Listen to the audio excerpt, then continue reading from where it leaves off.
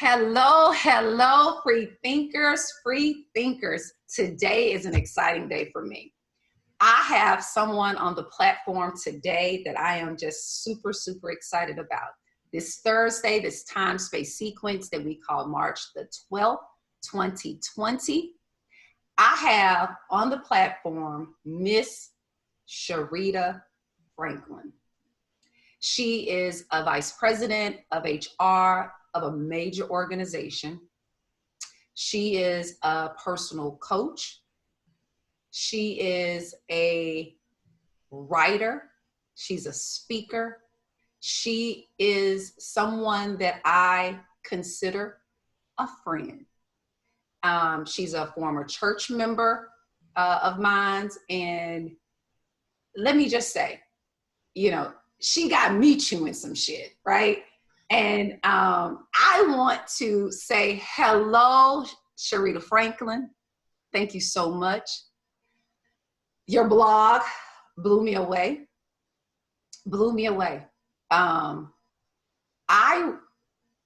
even though we went to church together for several years, right? I just pause you real quick. Oh. Thank you for having this platform, because I'm going to tell you, I'm still getting used to using the word shit publicly. And that's the title of my book and the blog. And so you having your platform and your springboard to push it out there has propelled me and kind of fueled that. It's okay, say it. Shit.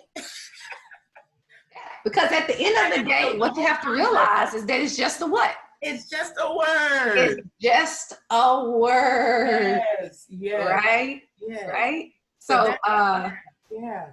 So you got a lot going on. You got a full-time job. You married. You got 2 babies. You got a beautiful grandbaby. Yes. Right? And you are working on a book. Yes. And the book is entitled Chew That Shit. Chew That Shit.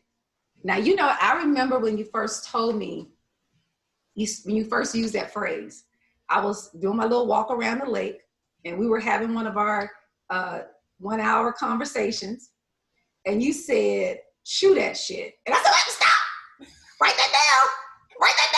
That's the beginning of some shit right there, right? Right? And then the next thing I know, you're like, I'm gonna write a book. I know, right? And I say, well, you got the title. So tell us about chew that shit. What do you mean when you say chew that shit? So shit is the thoughts, the beliefs, the roles, the values that we've taken in. And so chew that shit for me means that to stop and be aware and think about what's coming in here.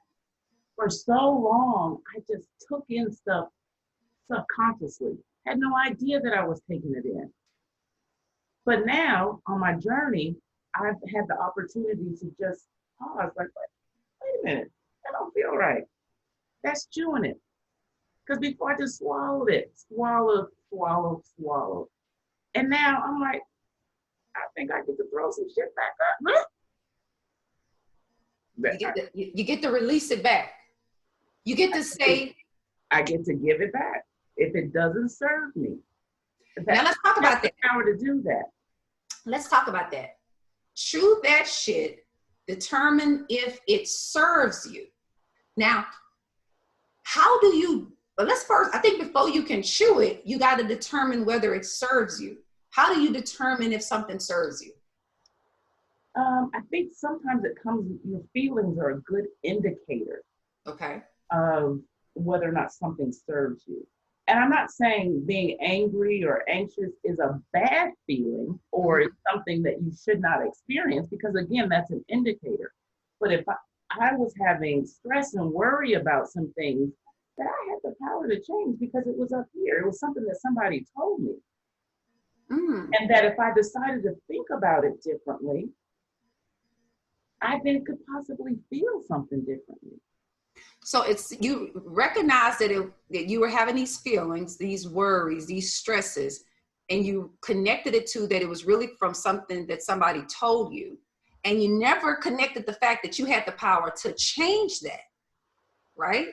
So and it's all because you never chewed on stuff that other people told you. So, but how did you get to a place where you began to even recognize that you needed to chew on some stuff? Someone just asked me that recently, and I could possibly pinpoint one thing, but I think it was happening before that. And as I was sharing with you previously, I think I didn't realize I was in a box. And as I said previously, that I felt like the box, you know how you have the electric fences, and I'm learning more about those now that I'm in Texas. Yeah. And you get next to the fence, and it zaps you. That was kind of my box. Like, oh, I started to feel uncomfortable or stressed about something. And then as I just stopped and said, what are you stressed about? What is that feeling that you're having? I would just start journaling. What's going on? And as I started unpacking it, it related back to a thought. Well, where did that thought come from? And it's when I was able to look at the origin of the thought, typically it wasn't shit that I created. It was something that somebody else told me. And so then that's when I started to recognize, well, I don't have to actually receive that because it doesn't work for me. It was like, huh. Okay, now I got it. I always like to say, Sharita, let's get a little deeper. Let's get a little deeper. Give me an example of what you're talking about. Give me an example of a thought that you had about yourself that you never consciously thought about. You received it, accepted it as an absolute truth until you realize, wait a minute, this isn't serving me. Give us an example. I'll give you an example, and I used to teach this, that being professional meant you wore certain colors, black, brown, or gray. Okay. It was in a suit. Okay. You put your pearls on, and that's how you showed up professionally.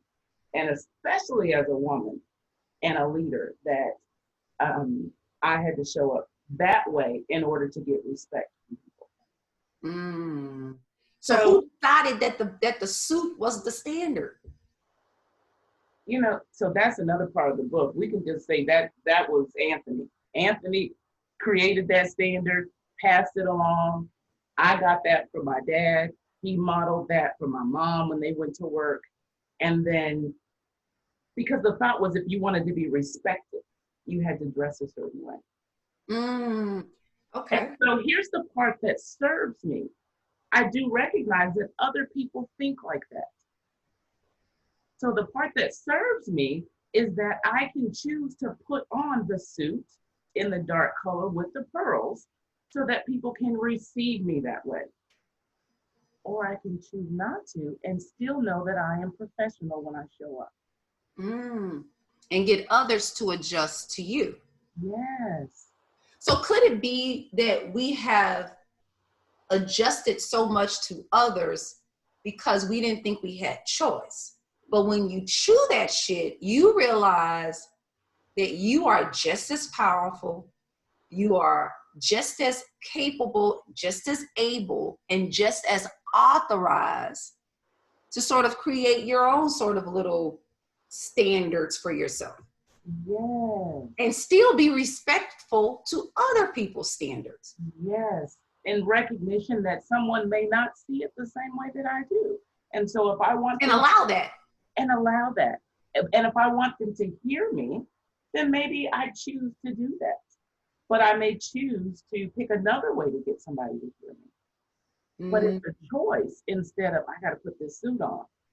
Well, what about this one, right? I know that you're in the process of writing a book, and I have the pleasure of helping you, and I'm just so excited about that. But what about those thoughts and those standards and that information that doesn't serve who you are, right? What about that, something that's naturally yours, right? You were naturally born with it, but information standards say it's not good enough. For instance, like my hair, right? The professional standard is that I really should either wear my hair straightened or a wig to have it straightened or some, some other style. What about that? What do you think about that? Curly hair, our coils being tight and kinky. We've been told since we were little. Let me get that head. Come here. Where are you going? Let me get in that head. To press it, to straighten it out. And I remember as a little girl putting the towel over my head and doing like this, because then I can imagine myself with straight hair, because that's what I was told was pretty. And how was I told that? There weren't very many people that looked like me that I could see that someone was showing me in the media that is pretty. Even the dolls, I mean, more dolls were starting to come out, but the dolls still had straight hair with coils.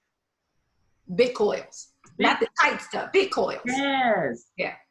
So that's just another message that whatever I have that I was birthed with wasn't right. Wait a minute. Stop. Altered. Stop.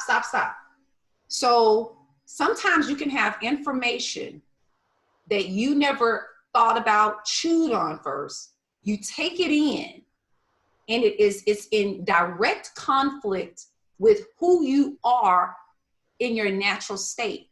So then that creates sort of a mental challenge in your mind, because society or life is saying, hey, your hair, the way you were naturally born with it, that's not professional.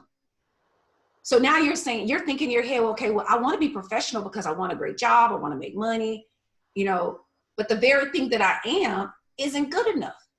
So right there, that's a seed of I'm not good enough. That's a wall of the box. Yes. How does that wall create other walls? So they start to connect. You take the wall of hair, you take size. I've always been thick. People say, oh, I've gained weight and I came out a size 6. See, me and my mama I could wear her skirt when I was in the 5th grade. So that part, I've always been thick. And so as I got thicker, the clothes weren't cuter. I mean, really, the clothes were limited. And so there was a message around, once you get outside of a certain size, we don't have nothing else for you. And so I wanted to look like the size. I wanted to, in my head, have the selection of clothes for someone that was a size 8, but maybe I was an 18. And so now the selection is changing. But prior to, let's say, 15 years ago, the selection was not there. And again, some of that selection is changing because the money is an influence, not because they're recognizing that people are all sizes. So money is a whole nother thing. So that's about an industry and a market and that sort of thing. But so that was a message then. And then I'll take it back because I wasn't that size. Growing up, I'd hear it all the time. Oh, you're so big.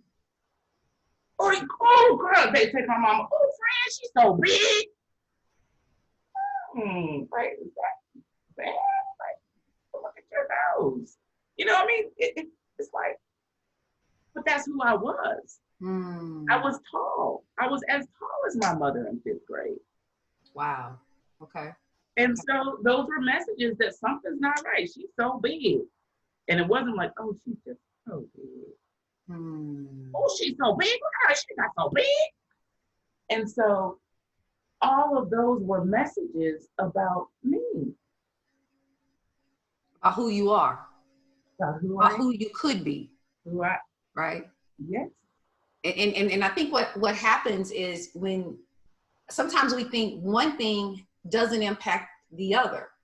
But if I think something's wrong with my hair, then that opens me to start to think that there's something wrong with me in general, right? And then because I think something's wrong with me, I start to put in limitations, right?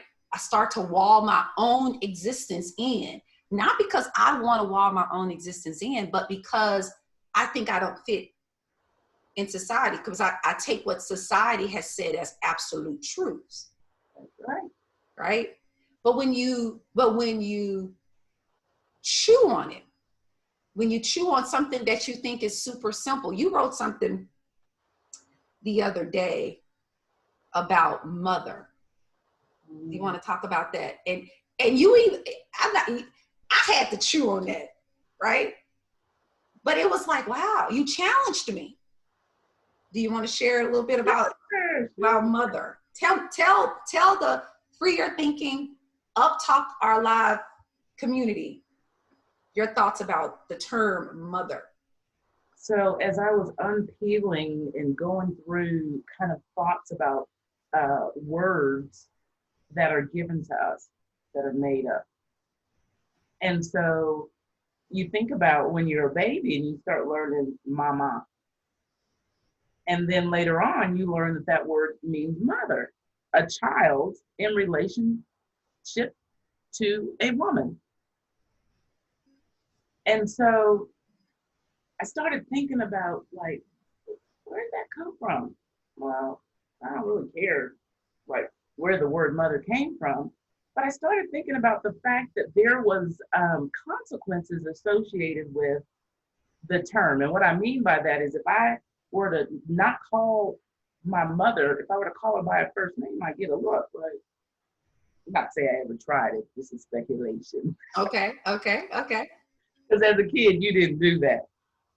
And so if I were to not call her mother and call her by her first name, Francis, I'd get choked out. And so I started thinking that we, my mother and all mothers, and I took a term that somebody made up and passed that on to my child instead of the name that my grandmother made up for my mom, which is Francis. And so the fact that we can take something that somebody else gave us, hold it to be true, and pass it on. Yet when we know the origin of the word, the name, and where that came from, yet there's a rule that says that's bad. You should not call your mother by her first name. So this is deep here, because when I read that the other day, I had to chew on it, and then I was like, and I just had to say, damn, right? Because my takeaway was this: my mother, Miss Mary Fleming, or Mary, named me Sean. Okay. And my takeaway from your thoughts was that, okay, it's more, quote unquote, respectful for me to call her mother. And I don't know the origin of that term. I don't know what human created that word, and I don't need to know. But what I do know is that Paris called Mary Mary, and Mary called me Sean. I know those origins, right? I knew Paris, I knew Mary, but yet it's more respectful for me to call her mother instead of Mary. Why? So what that does is plant a seed that what has more authority in my mind isn't what I can know, but it's what I have to trust that other people tell me. Right? Yeah. Right? So therefore, I don't question when I should question, challenge when I should challenge, and regurgitate that shit when I should regurgitate that shit, because that makes no sense. Mary should be happily called Mary because Paris called her Mary. We don't know where the term mother came from. And I mean, I'm sure we could do some etymological research for it, but we don't really care who the actual first person that used it. We just know that it was the first person that used it. So check this out, Sean. But we waking up as grandmothers, we're saying we don't want to be grandma. We want to be I'm Riri. We are rewriting and creating who we want, me, whatever that is. People are rewriting that. So we, in some sense, recognize the power in the creation of a grandmother name, Meemaw, Mamaw, whatever that is, that's not grandmother. Yeah.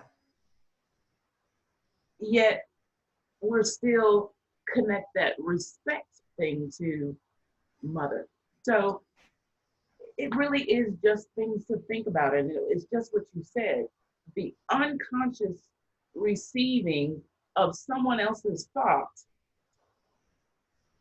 is a is something that continues, and then all of a sudden there's things that have been taken in, and you go, wait a minute, that didn't fit, but you don't know why. You don't know why. Then you find yourself, you know, I tell people all the time, I say, you know, when I started to recognize that something else was dictating me and I didn't know it, was when I started to question something, a truth that I had held to all my life. But I found myself fighting myself to hold on to why I didn't even know why I wanted to hold on to it, right? It was like, why are you holding on to that? But I had to. Well, why do you have to? Well, because that's just the truth. And it's like, well, no, that's not the truth. What it is that you don't know why you were believing something, right? But you just kept believing. And then when finally you were challenged on it, you fought yourself. And I think what true that shit is stop fighting yourself and realize that you're a creator, just like everybody else is. You're living in creation. We're having this podcast in a creation, right? Thoughts create, right? Mm-hmm. And we really don't have an idea where the source of thoughts come from. We just know that when we think of something, we can utilize those thoughts to create something. And we all have that power. The question is, are you creating the life you want that serves you? Or are you just upholding somebody else's construction, right? For me, it was an absolute challenge when I realized that I was living in other people's constructs. I didn't know it was a construct though. I didn't know that, wait a minute, I don't have to be defined as Black the way that I grew up thinking of Black, right? For me, Black was, your life was always going to be hard. You was going to always have to do, what's the saying? You got to work twice as hard to have half as much. Now, we love saying that phrase, right? But you had me to think about that. I had to chew on that, right? Because if I have to work twice as hard to have half as much, then that means that what I do really isn't good enough. But here's the part that served me, Sean. Okay. In that.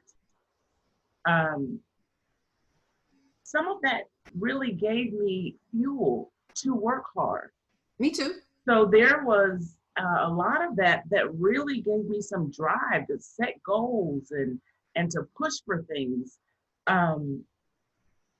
But then there was always a little voice in the back of my head that was always critical, but you could have did this better.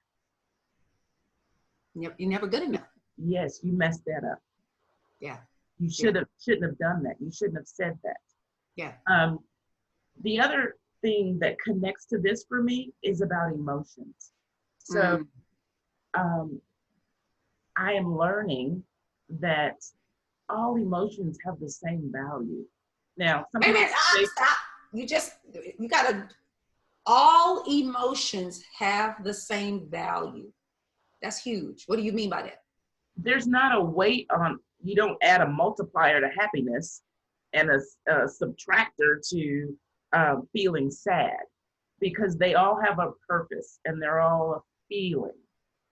So understanding that for me, one, and then the second thing was that if I felt one of those, it was okay to feel it. So I remember I have a girlfriend who's a coach, and I was doing a coaching session with her, and I said, I feel like I'm about to cry. And she said, hold up, wait a minute. And what's wrong with that? And I kind of thought, because maybe I don't have anything to cry about. I don't know. And she just kind of laughed. She said, okay, I'm going to go off a little bit here. But she said, isn't that something that we have these rules for crying? Rules made up by other people. Keep going. Yes. And so I was like, oh, she said, maybe we need to write a book about that. The rules for crying. And so as I started thinking about it, I'm like, she's absolutely right. That, what did you hear when you're about to get a whooping? What you crying for? I'm gonna give you something to cry about. I'm crying because you're about to beat me. No reason to have these. That clearly is not enough. But all of that, so that's been a part of my journey as well. I have been, if I feel like I'm gonna cry, just cry. Well, it ain't that easy because I ain't crying at all. Just regular, natural, and a lot of the time. So I kind of have to announce it, like I feel like I'm about to cry. Okay, I'm about to cry. I got to get ready to cry because it wasn't something that's natural.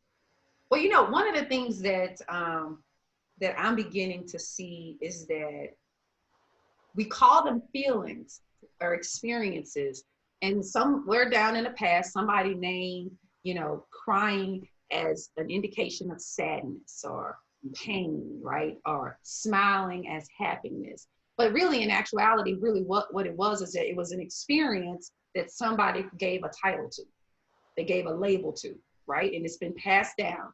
And then certain rules were attached to certain experiences, right? So that's where you get the rules for crying, right?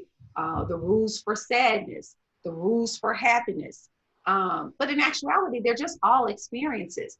What the frustration or the issue can come in when you're not allowed to just have your experiences, right? When you're sitting there trying to know you want to cry, but you think in the back of your mind, well, I'm not supposed to cry in this situation. Who said you wasn't supposed to cry? You get to have your experience. And if crying is what you want to do, cry away, right? I think for me, I know a lot of my emotional and mental challenges, when I look back on it, came from me trying to force myself to feel the way I thought I was supposed to feel based on somebody else's standard. Yes, yes. So when you ask me kind of what it was that how was kind of chew that shit first,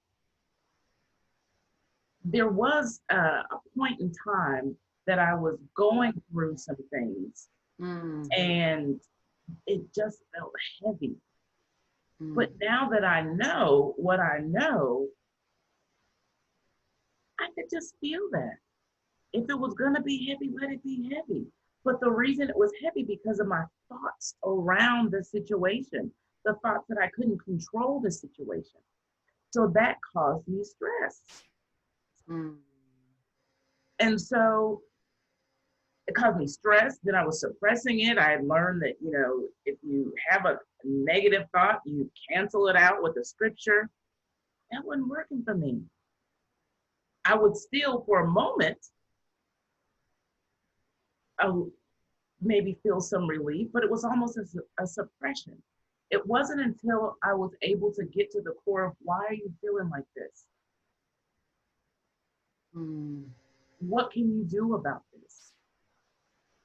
And then feel it. Feel it. And once the feeling subsides, move on to a different feeling. And it sounds, feelings always subside. They always sort of, it's like energy. It always transforms into something else.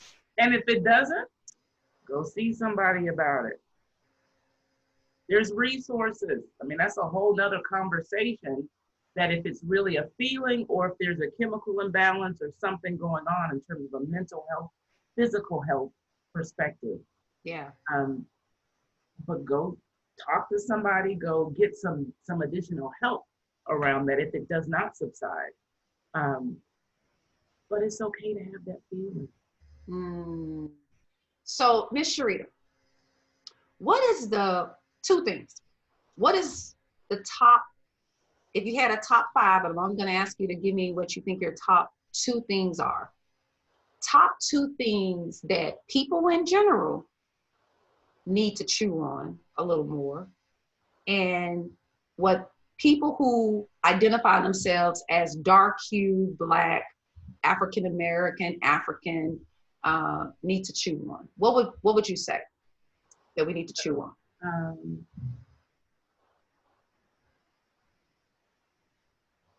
Let's start with people in general. What do people in general need to chew on? I would say really thinking about what feelings, and feelings are an indicator of needing to chew. Okay. What feelings that they don't want to have. Mm. Okay. And then as you think about the feeling that you don't want to have, if you can chew on it with, why do I have that feeling? And you can chew with through, my chewing happened through journaling.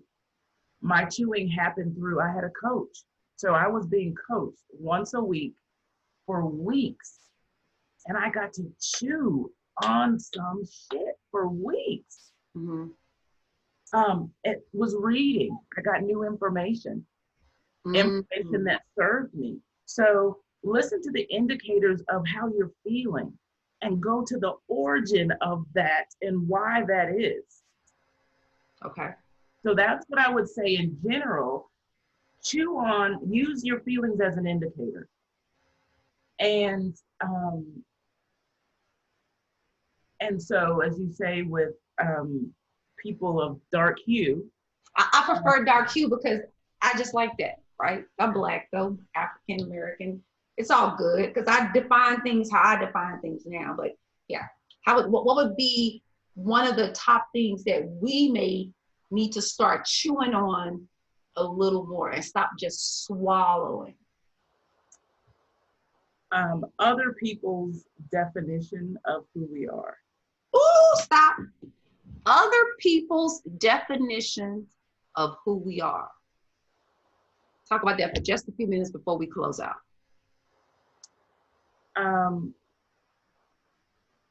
If you think about the definition in the dictionary of the word Black, and I'm just going to hope it's simple, but it's not simple.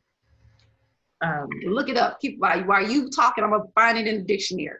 Part of the definition is the absence of light.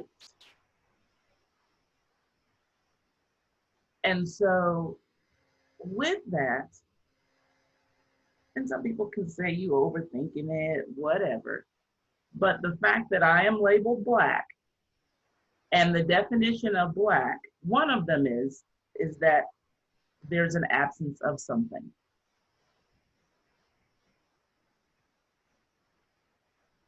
And that definition. Let's stop there. There's an absence of something. Now, people who will say, Sharita, girl, you're just getting too deep. Yeah. Right. But when you start your journey of awakening to your own power, you begin to realize how things that you thought had no power affect you greatly. You begin to realize how subliminal messages go to shape who you think you are and who you think you can be, right?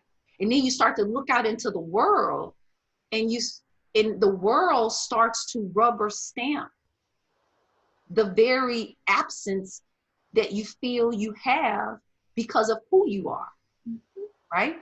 So even though it may seem like it's deep, it is deep because it runs deep inside you and you don't know it, right? It's like a poison that's a silent killer, not of who you are, but who you could be. That Sean, was if I had to add a third thing, Okay. that we all are naturally creative beings. We're not going to look at race. We're not going to look at gender. Humans are creators. And I feel like we've moved away from that. I think this next generation, my kids are recognizing that they're creators in a lot of aspects. But we are naturally creative, limitless beings. And when we all recognize that and that we're all connected. And so with that connection, it creates, and you talked about energy, and I could just go on and on to expand upon this, but that's the other piece, that we're all creators. And I don't know that I felt empowered as I do now. And I now am recognizing that I am a limitless creative being. Boundless being. Yeah. Yeah. Yeah. Yeah. And I always have people say, when you tap into your being a boundless being, a limitless creator, you no longer fight for other people's limitations of you, right? Like when I have conversations with people and people want to battle me, it's like, I'm not about to battle you. If you want to be limited by a book, be limited by a book, right? You know, my limitations are my experiences, right? If I have an experience, I don't like it, okay, I can create a wall right there if I choose to. But I'm not going to create that wall simply because Sharita said so, right?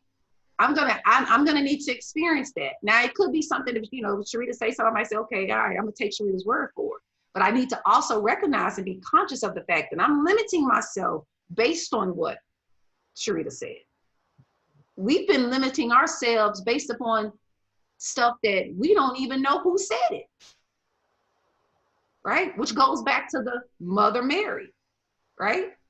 It's more respectful for me to call you what your mother, your actual mother named you. That's the respect, because I know that person. You know that person, right? And then you can block, right? You can block that mental habit of being controlled by subliminal messages, right? Because that's really what it's all about. And recognizing, so do I still use the term mother? Yes. Yes, of course.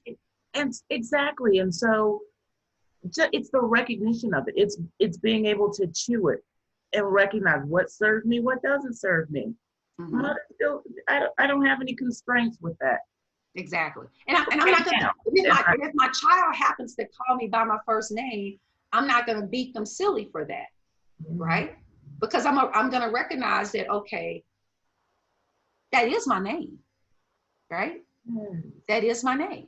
Or be like the newer grandmas, right? Come up with some other name, right?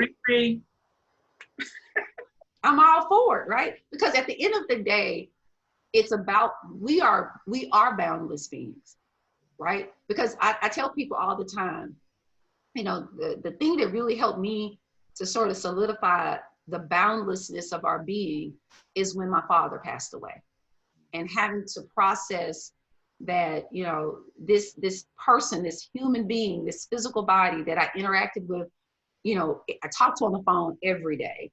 Me and my dad was very, very close. But when he passed, I didn't want to be bound by other people's definition of death, right? I didn't want to be in this sort of mourning state where I felt sort of powerless to life. I wanted to be able to expand with my dad, right? Because at the end of the day, I began to realize, for me, life and death were almost one and the same, right? I didn't know from where my dad came, and I don't know from where my dad went. All I know was that the physical body that I knew and touched went back to what we call dirt, went back into the earth, right? But that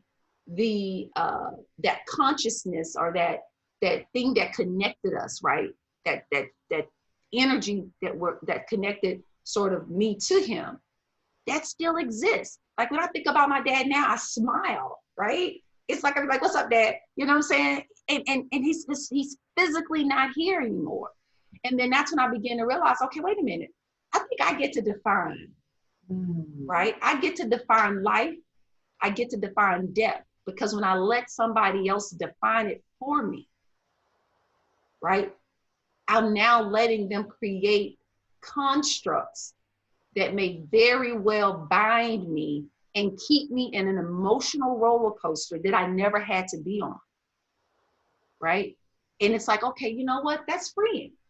I can look at things differently. You know, Wayne Dyer has this quote that says, when you change the way you look at things, the things you look at changes. Yes. Right. And it's like, and I'm beginning to understand that what that really means is that you have to decide on how you want the thing to change, how you want it to look. Mm-hmm. And you start now seeing it that way, right? When I look at myself, I don't define myself by other people's definition of Black or Negro. That's y'all's definition. Those are y'all's words, right? I get to define me, right? And I get to define how I show up as. I get to tell other people, hey, you get to control how you show up as. Let's exercise our power.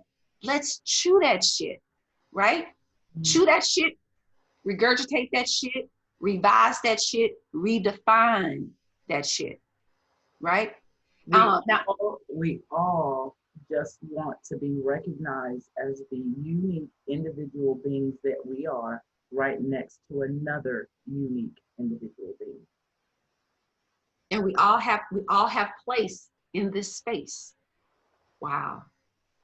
Thank you so much, Miss Chairta Franklin. Now, we've decided that we're gonna be doing a whole lot more chewing that shit, right? We're gonna every month we're gonna talk more about things that we need to chew, whether it's something going on in the world today, whether it's our thoughts, money, whatever, right? And so we're gonna definitely want people to, if you want to send us an email, if you want us to chew on some stuff, definitely send me an email at Shawn, SHON, at freeyourthinkingmind.com. That's FREETHINKINGMIND.com. And I will get with Miss Chairta and we will chop it up and we'll talk about it.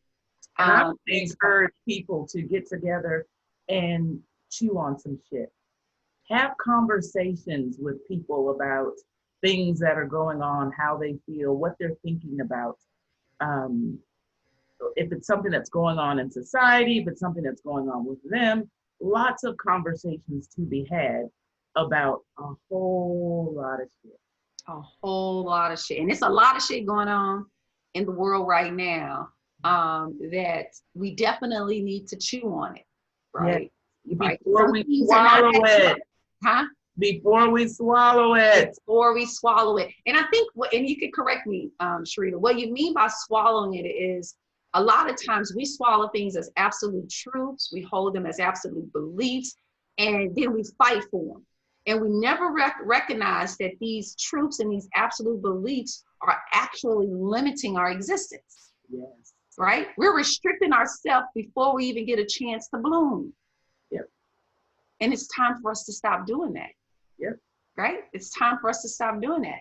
Now, you wrote for the platform, you wrote a blog, which I love, and I would like for you to read it for our audience from today. All right. And I did not put an affirmation on there because I thought that the blog itself was an affirmation, right? The affirmation is that I chew that shit, yeah. Right? You don't get to control how I see myself and how I want to show up in this world. I do. Now I can take what you say, I can swallow what I want to swallow, I can redefine, redesign, or I can just spit it out. That's right. Because my measure is, does it serve who I want to be? Does it serve the identity that I want to have in this life right now, in this physical body? Right? Right. Yeah. Right. All right, so let's go. Chew that shit is the process of critically reviewing information before we adopt it as a belief, value, or truth. For years, in many aspects of my life, I received what I was told, shown about who I am and how I am supposed to be. This information may have been given with good intentions from my parents, grandparents, family, and friends, but it had a priming effect on my becoming. I was constantly told by family and society as a child and even into adulthood that you need to be twice as good since you're Black. This phrase primed my mind to believe that to have half as much as non-Black people, I had to work twice as hard. This phrase basically made me believe that no matter how hard I worked, non-Black people would always have more and I would be left wanting. This belief was demonstrated on a day-to-day basis growing up from watching my mother care for me and my siblings without day-to-day help from my father. My mother had to work twice as hard to just have barely enough. Many of these values, beliefs, identities, and roles from others were unconsciously taken in, received, and what I now say swallowed and attached to my being.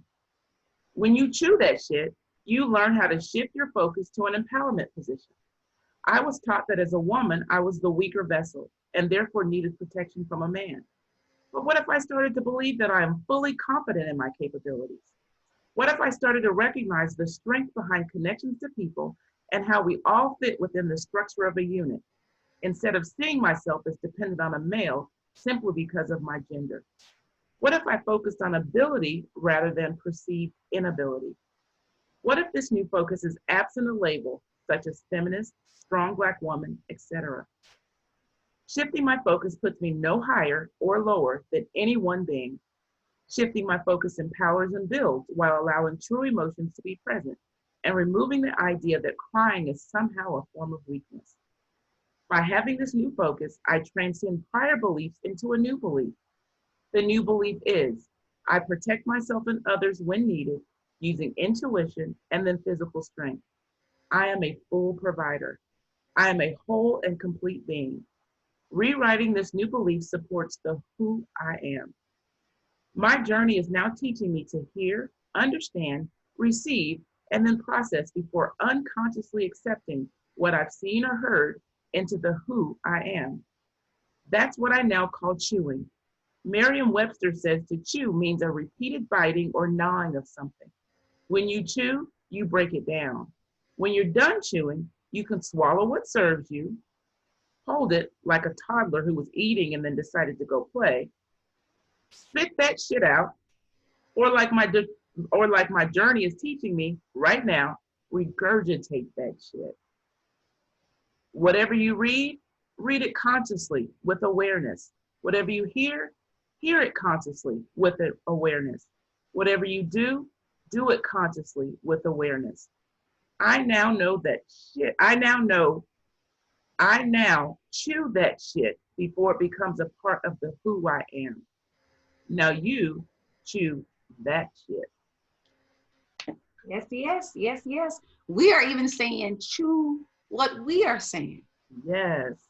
Right? Because if what we are saying doesn't serve the you want to be, spit that shit out. That's right. Right? But just know that you have that control over your existence. And if we're going to exist in this space, allow it to be a place you want to be in. Yeah. Right? Because that's what it's all about.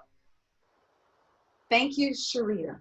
Thank you. Coming onto the platform. We are glad you are here. We are glad that you are a part of the team. And we're just excited. We're super excited. I can't wait for the book. Every time I get pages, I'm like, bring more, bring more. I'm loving it. I'm loving it. And I know that our audience is going to love it as well. So I thank you for coming onto the platform. Okay. Some of you may know, some of you may not know, our YouTube channel, the name on our YouTube channel has changed to Up Talk My Life. And the reason for the change is that in addition to freeing your mind, freeing your thinking mind, you have got to input, right, into that space what you want. You got to up talk your life, up talk your finances, up talk your relationship, up talk how you show up in this world. And up talk could be affirmations, but it is basically talking yourself into who you want to be, right? So in the process of freeing your thinking mind, we are up talking our life. So go over to our YouTube channel, Up Talk My Life, and check us out. This podcast will be aired on that. In addition to our Free Your Thinking Mind podcast on Podbean and on Anchor.fm. We're everywhere. We're everywhere, and we are spreading this. We want everybody to chew on that shit. Thank you, Miss Sharita. Thank you, thank you, thank you. Happy Thursday. Happy Thursday. Ashe, free thinkers. Ashe. May what you say manifest in your life today and every day. Ashe. Love you.